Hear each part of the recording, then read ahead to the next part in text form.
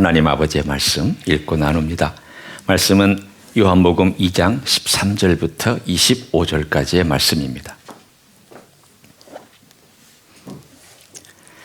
요한복음 2장 13절부터 25절까지의 말씀 제가 읽습니다. 유대인의 유월절이 가까운지라 예수께서 예루살렘으로 올라가셨더니 성전 안에서 소와 양과 비둘기 파는 사람들과 돈 바꾸는 사람들이 앉아 있는 것을 보시고 노끈으로 채찍을 만드사 양이나 소를 다 성전에서 내쫓으시고 돈 바꾸는 사람들의 돈을 쏟으시며 상을 엎으시고 비둘기 파는 사람들에게 이르시되 이것을 여기서 가져가라. 내 아버지의 집으로 장사하는 집을 만들지 말라 하시니 제자들이 성경 말씀에 주의 전을 사모하는 열심히 나를 삼키리라 한 것을 기억하더라. 이에 유대인들이 대답하여 예수께 말하기를 네가 이런 일을 행하니 무슨 표적을 우리에게 보이겠느냐. 예수께서 대답하여 이르시되 너희가 이 성전을 헐라 내가 사흘 동안에 일으키리라. 유대인들이 이르되 이 성전은 46년 동안에 지었건을 네가 3일 동안에 일으키겠느냐 하더라. 그러나 예수는 성전된 자기 육체를 가리켜 말씀하신 것이라. 죽은 자 가운데서 살아나신 후에야 제자들이 이 말씀하신 것을 기억하고 성경과 예수께서 하신 말씀을 믿었더라. 6월절에 예수께서 예루살렘에 계시니 많은 사람이 그의 행하시는 표적을 보고 그의 이름을 믿었으나 예수는 그의 몸을 그들에게 의탁하지 아니하셨으니 이는 친히 모든 사람을 아시며 또 사람에 대하여 누구의 증언도 받으실 필요가 없었으니 이는 그가 친히 사람의 속에 있는 것을 아셨음이니라. 아멘. 요즘에 MZ세대, 젊은 세대를 보통 MZ세대라고 하는데 하는 소비의 형태를 가치 소비라고 하는 말을 씁니다. 물론 소비를 할 때에는 가치를 두기 때문에 소비를 하는 것이죠. 하지만 그런 독특한 가치 소비란 단어를 만들어서 쓰는 것은 옛날보다 조금 높은 가치에 소비에 의미를 둔다는 뜻입니다. 예를 들면 요즘 사람들이 커피를 사 먹을 때 젊은이들이 이 커피가 어디서 나온 커피냐. 커피의 맛도 중요하지만 착한 기업이 노동을 착취하지 아니하고 꼬맹이들 데려다가 이 딸 열매를 따는 그런 착취하는 데가 아니라 정말 건강하게 성인들 그리고 착취하지 않는 그런 농장에서 따온 커피 원두, 가져온 원두를 가지고 그것을 가지고 커피를 파는 데냐 아니냐 이걸 요즘 젊은이들은 따집니다. 그래서 착한 기업이다 그러면 나는 저 착한 기업의 제품을 사주겠다. 이게 가치 소비입니다. 요즘 젊은이들이 이런 가치를 둔 거, 예를 들면 환경, 친환경이냐, 착한 기업이냐, 사회에 어느 정도의 이윤을 환원시키고 있느냐, 그리고 심지어는 유기견 돌보는 그러한 기관에 돈을 얼마만큼 돌려주고 있느냐, 또는 홀로 된 그러한 엄마가 아기를 키우는 어떤 그런 단체를 도와주고 있느냐, 예를 들면 이런 것들을 가치를 두고 소비하는 형태를 말합니다. 그러나 옛날보다 우리는 먹고 살기 힘들었기 때문에 그런 가치를 잘 따지지 못했지만 우리 MZ세대는 이제 조금 먹고 살만하니까 그런 가치를 따집니다. 그러나 엄밀하게 말하면 저급한 가치든 고급 가치든 다 가치를 두었기 때문에 소비했고 지갑을 열었고 활동했습니다. 그렇지 않습니까? 내가 뭔가 가치를 두었기 때문에 저 물건 갖고 싶다. 저거 가지면 참 좋겠다. 저거 물건을 소유하면 내가 좀 뭔가 소유한 것 같고 된 것 같은 가치를 부여했기 때문에 사실 내가 소비한 거고 지갑을 열었던 것이죠. 마찬가지입니다. 인생의 물건만 소비하는 것만 그런 것이 아니라 많은 활동, 아니 우리의 전부의 활동에 사실은 결정하고 선택했던 것들은 가치 때문이었습니다. 오늘 저는 이 이야기를 통하여서 그게 우리하고 무슨 상관이 있나? 그리고 예수님하고도 무슨 상관이 있나? 이 가치라는 게 도대체 뭘까에 대한 말씀을 함께 나누려고 합니다. 예수님의 사역의 초기에 예수님께서 6월절에 예루살렘에 올라가셨습니다. 아무래도 예루살렘 조금 고지대까지는 아니지만 한 700 정도 이렇게 산 구릉에 있는 곳이니까 저 아래 갈릴리에서부터 오면은 조금 올라오겠죠. 주님께서 여러 번 예루살렘에 올라오셨지만 특별히 이 사건을 기록한 목적이 있습니다. 예수님의 생애 초기에 성전을 깨끗하게 하신 일 한 번 있었고, 마지막 성전에 가셔서 돌아가시 직전에 깨끗하게 하신 일 또 한 번 있었습니다. 2번 있었던 사건입니다. 그런데 비슷합니다. 그러나 오늘 나와 있는 이 성격은 두 번째 사건하고 좀 다른 면이 우리 눈에 띄입니다. 자, 한번 보시기를 원합니다. 6월절. 6월절은 하나님께서 이스라엘 백성을 애굽에서 구원한 날입니다. 그 날의 가치는 하나님의 구원에 초점이 있습니다. 따라서 온 흩어져 있었던 디아스포라 유대인들이 이날 예루살렘에 모여서 함께 하나님의 구원을 기념하고 제사드리고 예배하는 그런 날이었습니다. 생각해 보십시오. 지금도 이 사람들은 평생에 한번 자기들이 순례하는 것을 평생의 꿈으로 알고 살아갑니다. 그 당시에 해외에 있었던 사람들은 자기 평생에 한번 예루살렘에 가서 내가 그 성전에 가서 기도 한번 해봤으면, 내 모든 재산을 다 모으고 그 조금씩 모은 돈 가지고 내가 예루살렘에 가서 성전에서 한번 그 땅을 좀 밟아봤으면, 그 생에 한번 기회를 얻어서 저 멀리 예를 들면 저 소아시아 저 끝에 사는 사람이 이렇게 걸어오고 저렇게 배 타고 오고 이렇게 저렇게 와서 간신히 왔습니다. 와서 봤더니 성전에 지성소가 있고 성전에 성소가 있습니다. 성전의 지성소는 이만합니다. 우리 교회 사이즈만 합니다. 성전의 성소도 이만한 사이즈입니다. 여기를 그대로 이렇게 보면은 이게 지성소만 하고 여기가 성소만 합니다. 여기에 모든 하나님의 거룩한 물건들이 있었고, 바로 문을 나가자마자 뜰이 있었습니다. 그런데 그 뜰은 이방인들이 거기까지 올 수 있었고 거기서 기도하는 곳이었습니다. 그러니까 이방인 가운데 유대교로 개종한 사람들이 와서 기도할 수 있는 곳.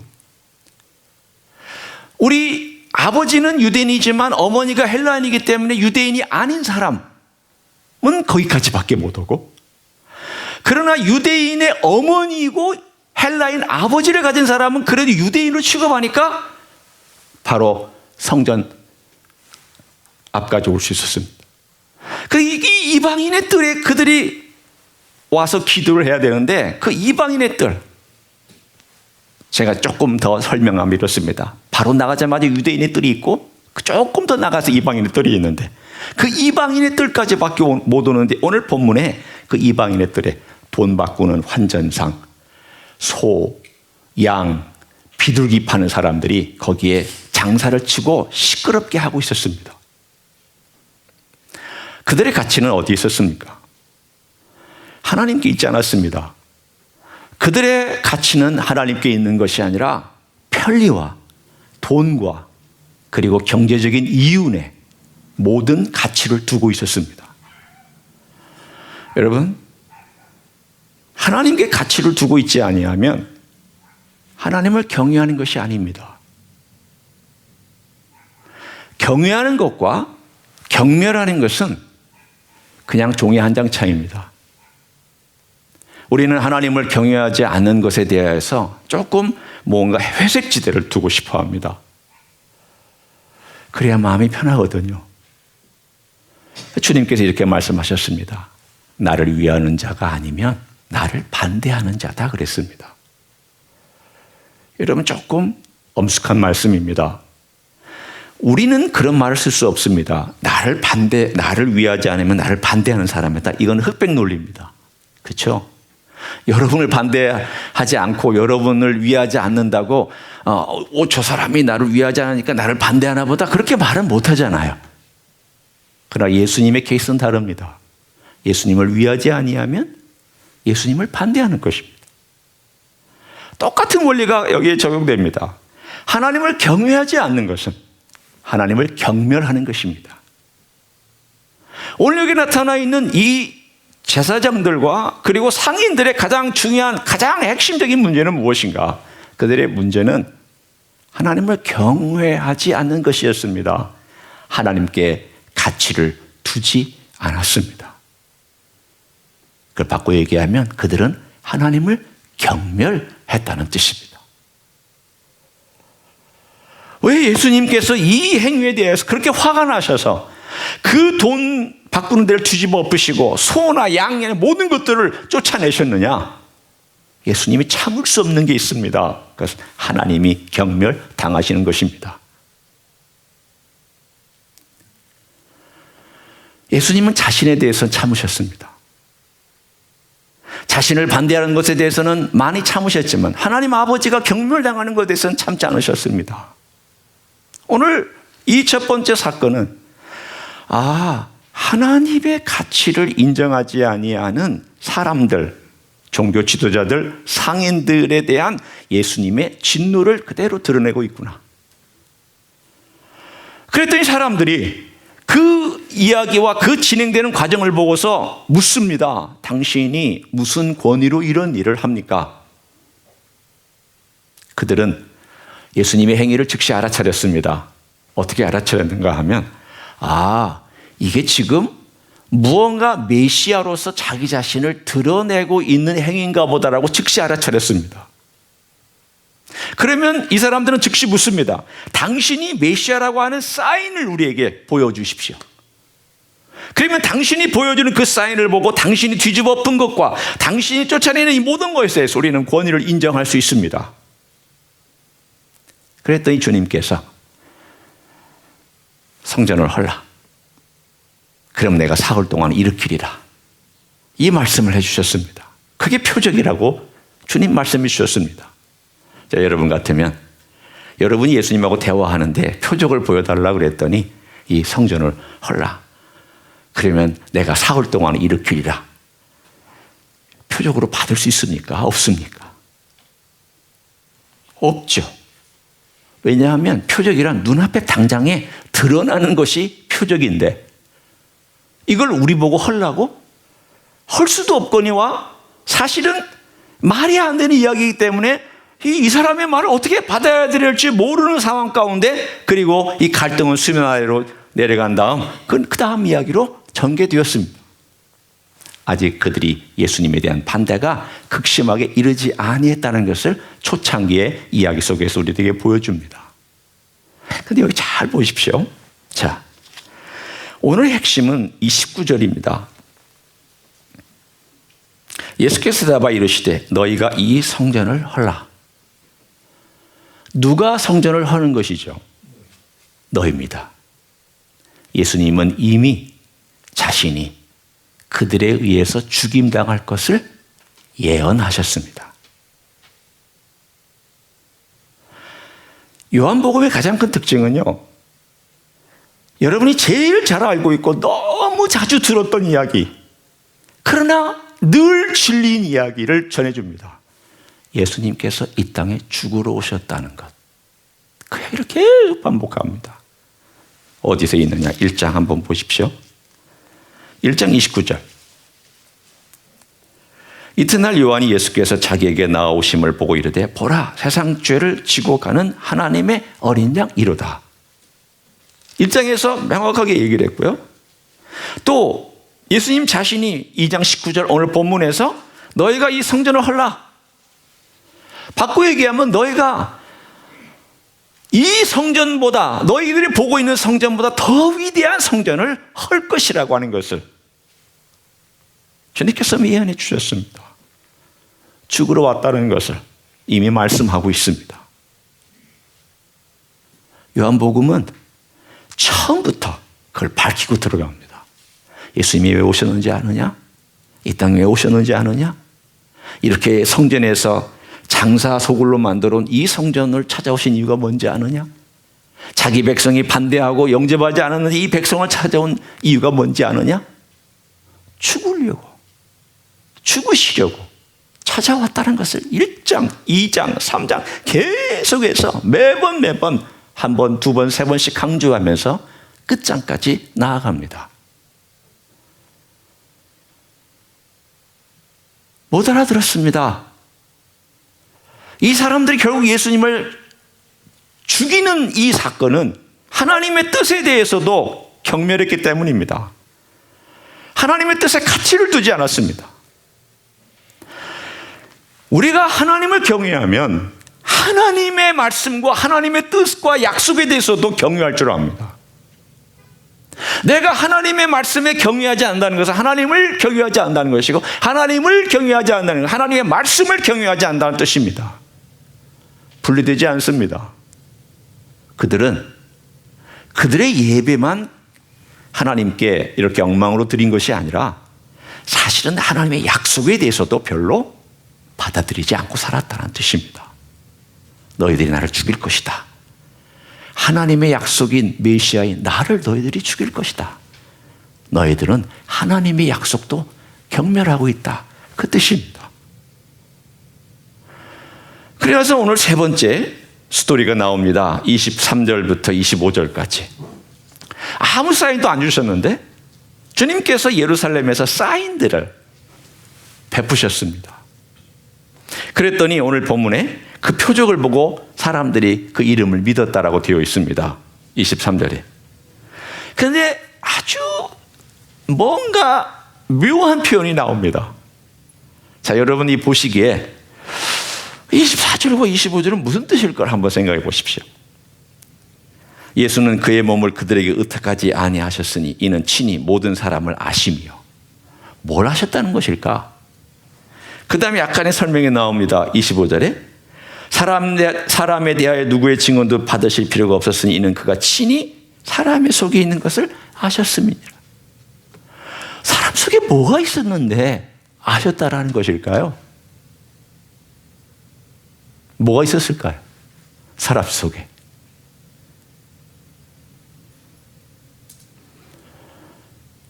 에레미야서 18장 6절에 보면 만물 중에 가장 부패한 것이 사람의 마음이라 그랬습니다.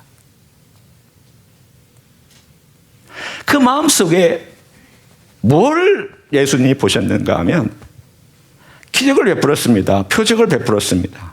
사람들이 보고 믿었습니다.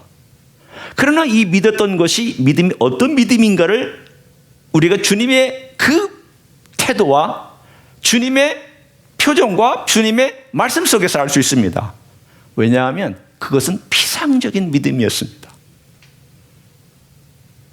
피상적인 믿음은 보는 것으로 믿지만 내게 보여지지 않거나 내 필요가 채워지지 아니하면 언제든지 버릴 수 있습니다.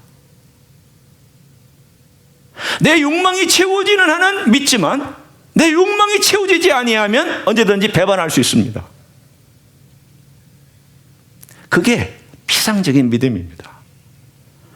그때 예루살렘에 왔던 순례자들과 사람들은, 일반 사람들은 예수님의 기적을 보고 대단하네, 믿을만하네. 그렇지만 어려움이 닥쳐오고 이해하지 못할 사건이 터지면 에이, 메시아가 뭐 저래, 내가 따라갈 메시아가 아닌 것 같아. 메시아가 이러면 어떻게 내가 따라갈 수 있어. 이런 마음을 가지고 있었던 사람들의 모습에 대하여 2장은 얘기합니다. 여러분, 이 이야기를 1장에서 이미 얘기했잖아요. 뭐라고 말씀하시면 1장 10절 11절에 그가 세상에 계셨으며 세상은 그로 말미암아 지은 바 되었으되 세상이 그를 알지 못하였고 세상이 그랬습니다. 모든 인류를 말하는 것이죠. 또 11절에 심지어는 자기 땅에 오매 자기 백성이, 이스라엘 백성이 영접하지 아니하였다. 바꿔 얘기하면 안 믿었다라는 거예요. 그러니까 오늘 이 2장의 말씀을 보면은 무슨 뜻이냐? 그들은 믿음이 있는 것 같았지만 그것은 말로만 하는 믿음이었다는 뜻이에요. 고백으로만 그랬다라는 거예요. 그들에게 빵을 주는 동안에는 따라다녔다는 뜻이에요. 그들의 병을 고쳐주는 동안에는 따라다녔다는 뜻이에요. 그들의 니드가 필요가 채워지지 아니하는 순간부터 그들은 쌀쌀맞게 등 돌리고 돌아섰어요. 주님께서 그래서 그들의 속을 아시고 그들을 믿지 않으셨다는 뜻이에요. 여러분, 믿지 않으셨다라는 말하고 사랑하지 않았다라는 말하고 이퀄은 아닙니다. 믿지 않아도 사랑은 할 수 있어요. 여러분이 자식을 믿는다고 사랑하세요? 우리 자식은요 정말 믿을만해요. 신실하고 똑똑하고 모범생이고 실수하지 아니하고 자기 알아서 다 해요. 그래서 제가 사랑해요. 그래 사랑하세요? 그렇지 않잖아요. 보잘것없고 자기가 잘난 척하고 혼자 큰 것처럼 행동하고 언제 또 와서는 맡겨놓은 돈을 찾아가듯이 돈 찾아가고 돈 빌려갈 때는 겸손하게 와서 돈 빌려가더니 갚을 때는 왜 시간을 그렇게 오래 끄는지 몰라. 그리고 내가 조금 뭔가 이렇게 빌리면은 정말 칼같이 받아가. 여러분 자식 한번 생각해 보세요. 자식이 믿을만 하기 때문에 여러분이 사랑하시나요? 아니에요. 믿을만 하지 못해요.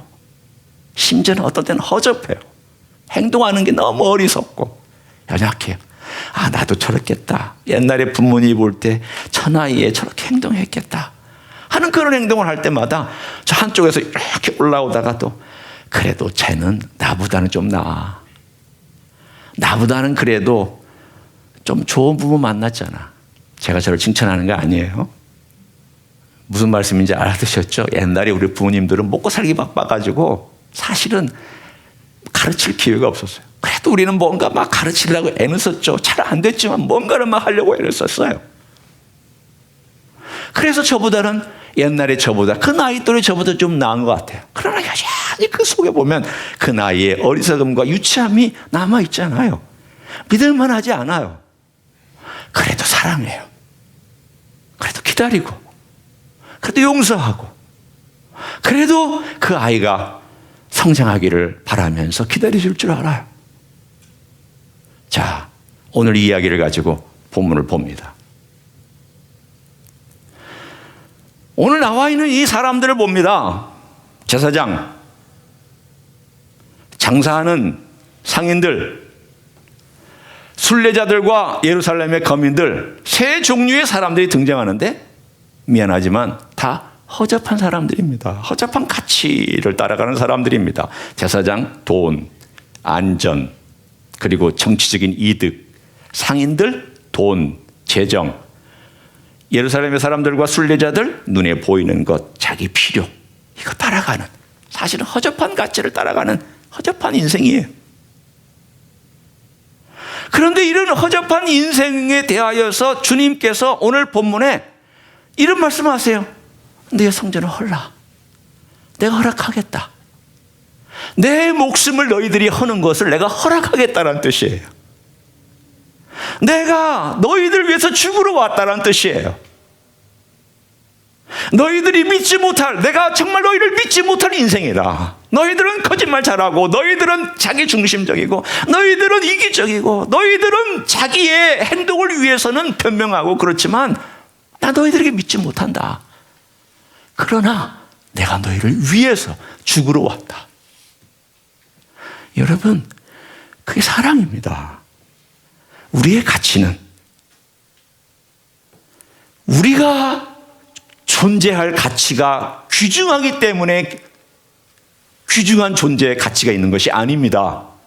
우리의 본래가 소중한 가치를 갖고 있기 때문에 우리가 가치가 있는 존재가 아닙니다. 스스로 그렇게 생각하실 필요가 없고 그렇게 생각하셔도 안 됩니다. 우리는 정말 허접한 인생이고 허접한 가치를 가졌던 인생입니다. 여기에 나와 있는 사람들 중에 하나입니다. 제사장이든지 상인이든지 예루살렘 거민이든지 순례자이든지 그런데 사랑을 받았기 때문에 가치가 생긴 것입니다. 창조주의 그 사랑이 내 안에 왔기 때문에 내가 가치로운 인생이 된 것입니다. 이걸 제가 잊고 사는 동안에는요, 그만해요. 예수님이 나 정도는 이렇게 봐주시겠지. 내가 이제까지 애쓰고 수고했으니까. 그러다가 어떤 어려움이 닥치고 내 인생에 내 진문맥을 보고 나면은 제 스스로 이렇게 얘기합니다. 아니야. 나는 정말 허접한 인생이야. 주님이 정말 날 보시면 뭐라고 그러실까?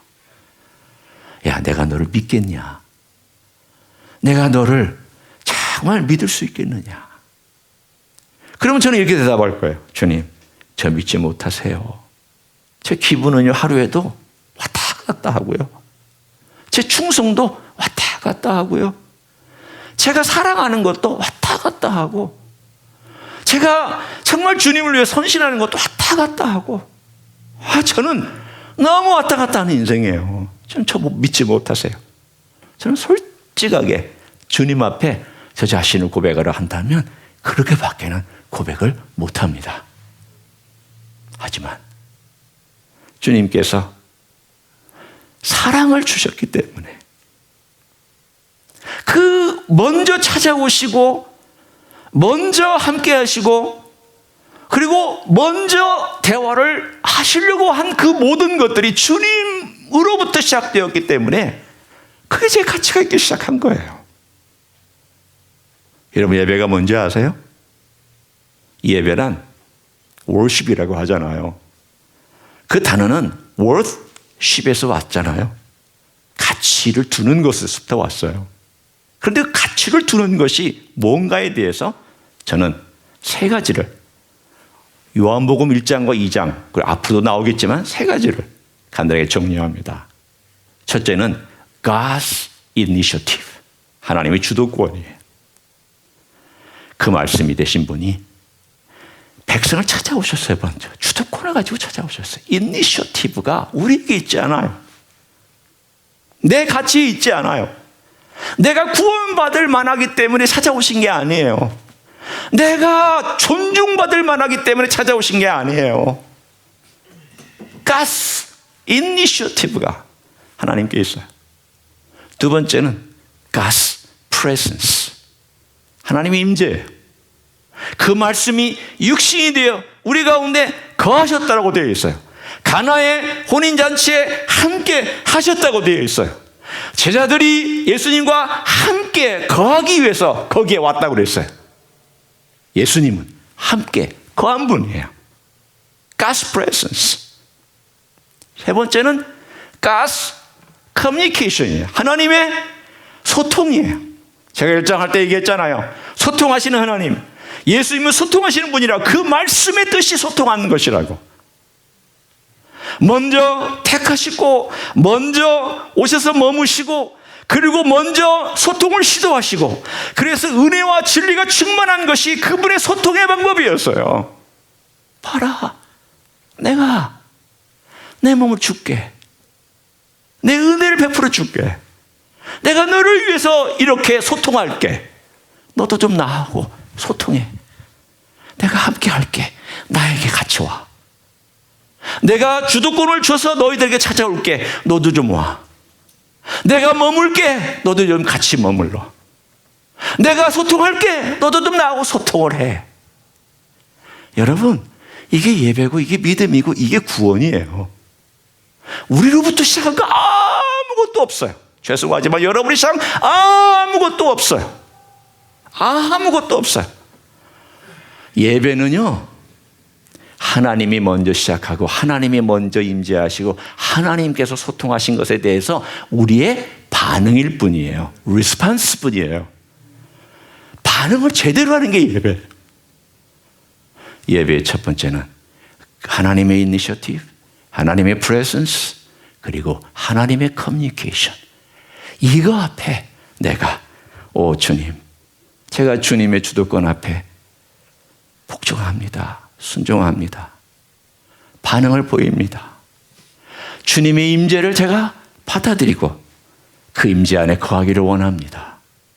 주님이 소통하실 때 저도 제 마음을 열고 주님과 소통하기를 원합니다. 이게 예배예요.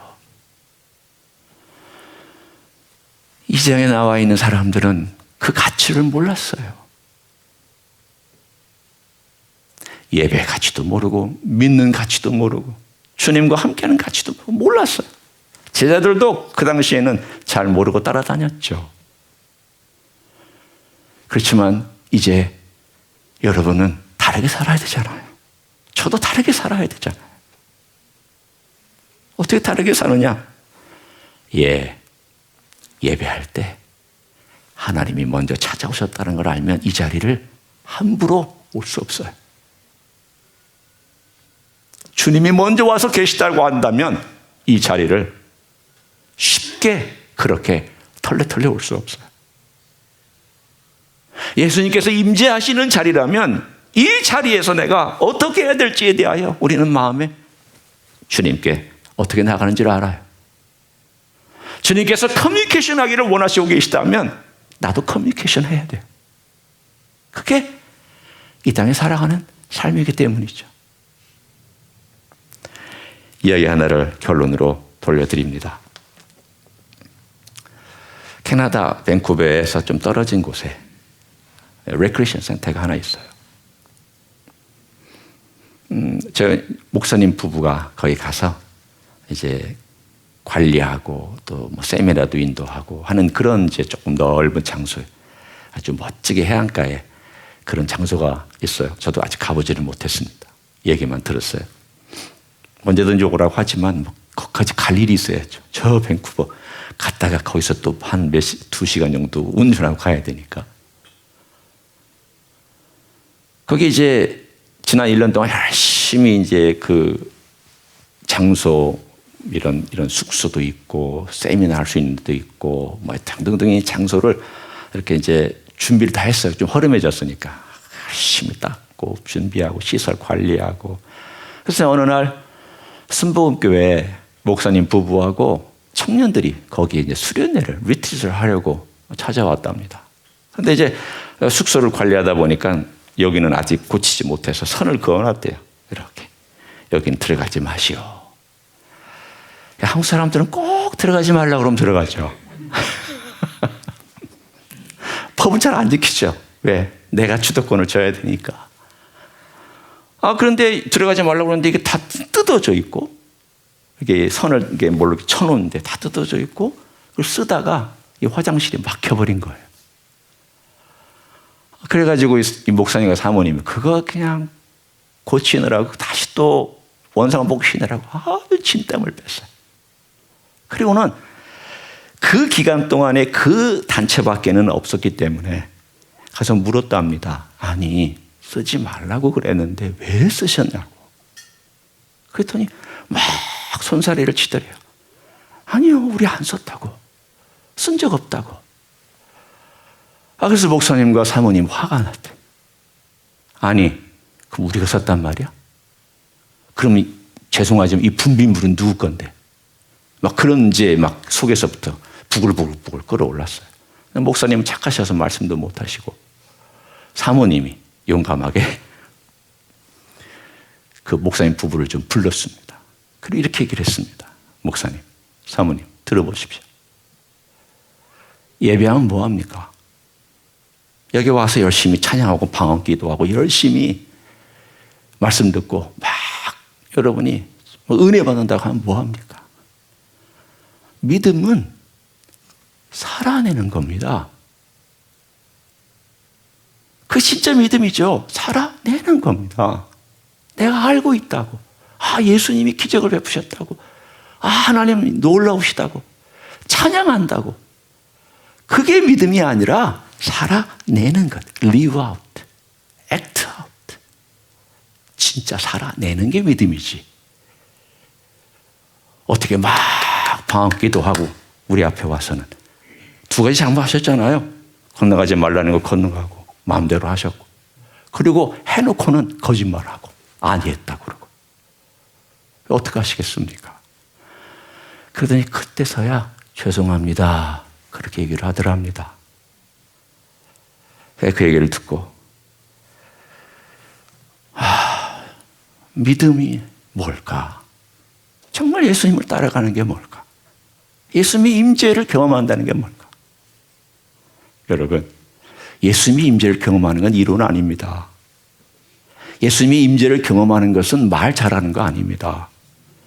예수님의 임재를 경험하는 것은 제사 잘 드리는 거 아닙니다. 예수님의 임재를 경험하는 것은 표적 보고 놀랍다, 박수갈채하고 동의하는 거 아닙니다. 예수님을 신실하게 따라가는 거죠. 따라가는 거예요. 이게 안 되니까 우리가 이거 얻어먹잖아요. 한국 기독교가 젊은이들이, 대학생들이 2%만 크리스찬입니다. 최근에 한국 대학생이 2%만, 100명 중에 2명만 믿고 98명은 안 믿습니다. 왜 안 믿을까요? 기독교 보기 싫다예요. 목사들 보기 싫다예요. 장로들 보기 싫다예요. 다 보기 싫다예요. 거짓말쟁이들이라는 거예요. 믿음? 너나 잘하세요. 우리는 이걸 정말 도전으로 와닿아야 됩니다. 우리 잘해야 됩니다. 잘해야 돼요. 믿음대로 잘해야 돼요. 정말 주님 앞에 저도 자랑할 것이 없고, 정말 어떨 때는 내가 이렇게 살면 안 되지 하는 그런 마음이 있지만, 한편으로는 주님, 믿음대로 살아내게 하옵소서.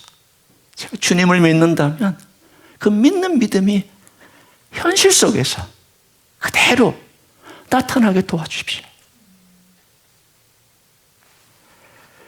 여러분, 주님이 그걸 위해서 이 땅에 오셨고 우리를 위해서 죽으셨잖아요. 그 가치, 고귀한 가치가 있는데 우리 그 고귀한 가치를 놓고 말로만 고귀하다 하고 삶이 저급하다면